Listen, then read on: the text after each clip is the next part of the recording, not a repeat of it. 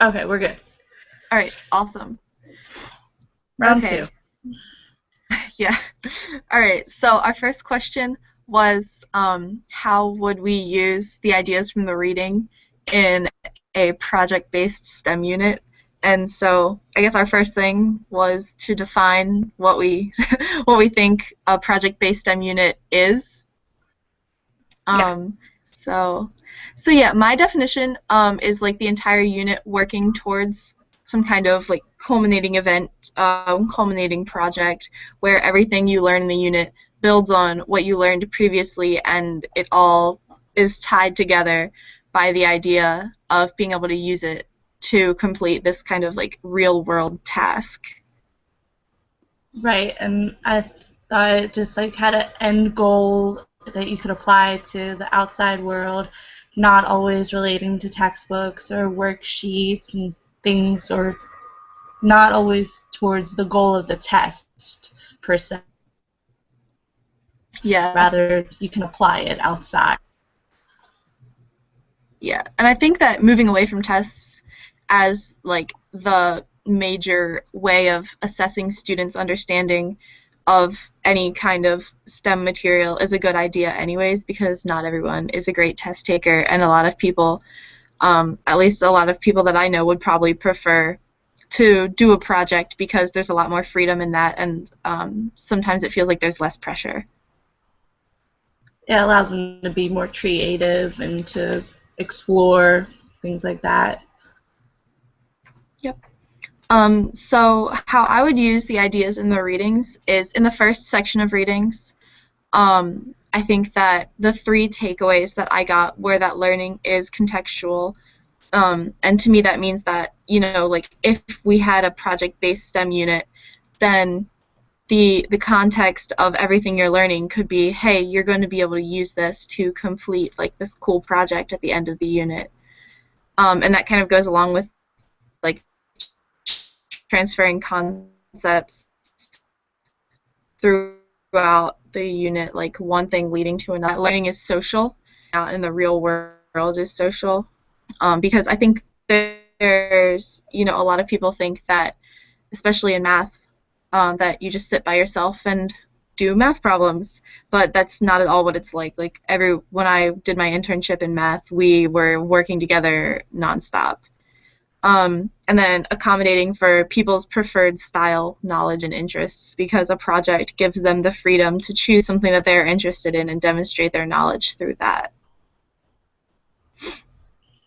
Right, and what I took away was about like the cornerstone tasks, like establishing real situations for students so that it involves more applications in their lives, and it can be applied to all grade levels or skill levels. It doesn't have to just be focused towards one particular level. It can go through K to 12, and even in college, we're able to apply ourselves and not just focus on the tests or standardized testing and score levels, but we can look for the future, how they're going to be working out in the real world.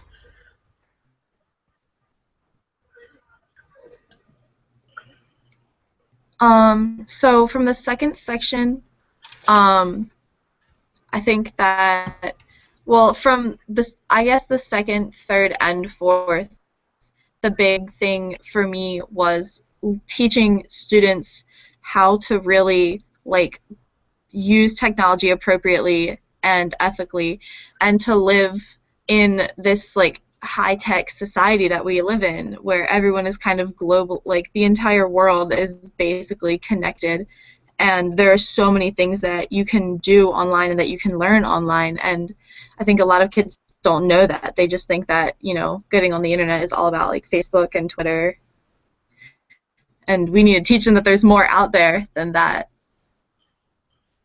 Yeah, there's so many resources that they aren't using to their abilities instead of just social networking or gaming. It's right at their fingertips and it's just going to waste. Yeah. And I think the like for the project in the STEM unit, like we could have some kind of interactive like web application that the students are creating or just using. Like everything that was in that TED Talk was awesome, and they were all really good ideas, or they gave me a lot of good ideas about, you know, what I could potentially do in some of my classes, to get kids really using the things that we learn in class and doing something like and creating with them instead of just like, okay, I'm applying this theory, I'm applying this, you know, formula. Yeah, if they're able to make like games like the fishing game and be able to just use that and apply all the coding, they would learn so much more than just sitting there doing worksheet upon worksheet.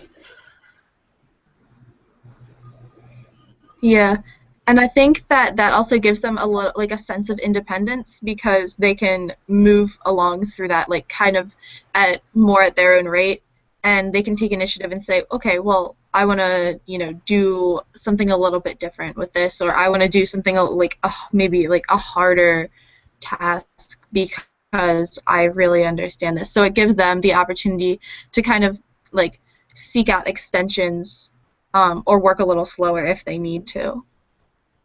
Oh yeah, definitely.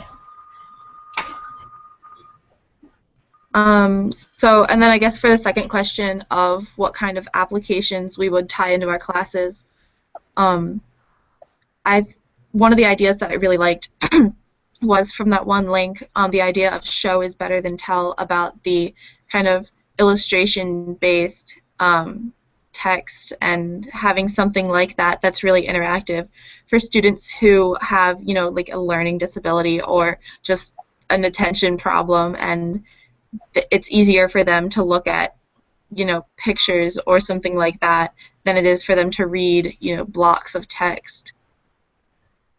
Yeah, I like the Quizlet one. It allows students to independently study on their own, but it also made studying more of a game for them, so they might not, I mean, they'll know they're studying, but they'll still have a little bit more fun with it, like compete for high scores, but they're not being graded on them, so it's not as much pressure. So it just makes it more of a game, which always helps. Yeah, I think that any studying or learning or being assessed more fun is, you know, that should be one of our priorities because, you know, STEM classes aren't always well, no class is always interesting, but especially STEM classes, like sometimes it's dry and kids don't want to study for it.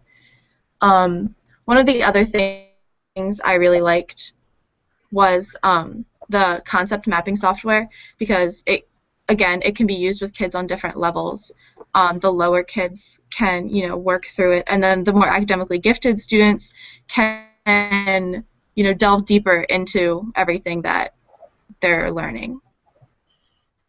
I like the idea of Ning like using a social network as opposed because Blackboard that more is task oriented, like getting your homework done or your essays done, but this allows you like more communication with your classmates and teacher, just a little more low key, a little less formal, I guess. Yeah, and we use Edmodo at my school, and it's just like it's basically a copy of Facebook, but it's like school approved Facebook, and I think a lot of the kids really like that. So yeah, I guess that's it, right? We're done. I think we're good. All right. And this All right. All right, bye.